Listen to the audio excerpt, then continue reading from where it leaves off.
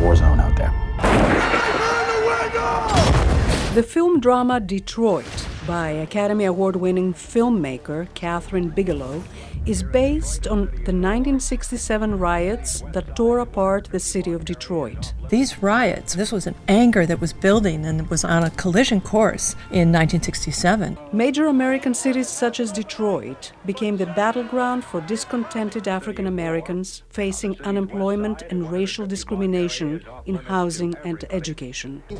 Bigelow focuses on a chain of events one night during the riots that led police to brutalize a group of innocent African Americans.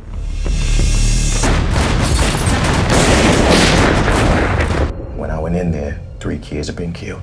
No. So they were killed right before you got there. Sir. You carry a .38, right? Police officers attempt to incriminate an African-American security guard who witnessed the events at the hotel and tried to intervene to defuse the situation. John Boyega plays real-life security guard Melvin Dismukes. I need you to survive the night. He was an unspoken guardian angel to those boys that were there. Police! Detroit combines a cinema verite approach with taut drama. Weaving historic footage into dramatic sequences, the film immerses us into the riots as a pivotal moment of systemic racial injustice and repression in America. My hope is that the film could maybe stimulate greater conversation. From the inner city, we move to the white American suburbs of the 1950s with George Clooney's dark satire, Suburbicon. Nothing like this ever happened here. This is a safe place. It was.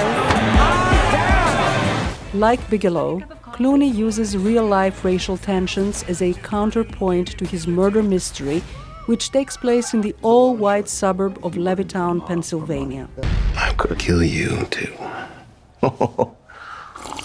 A corrupt middle executive, played by Matt Damon, is getting away with murder while the community focuses its attention and indignation against the Myers, the first African-American family to move into Levittown.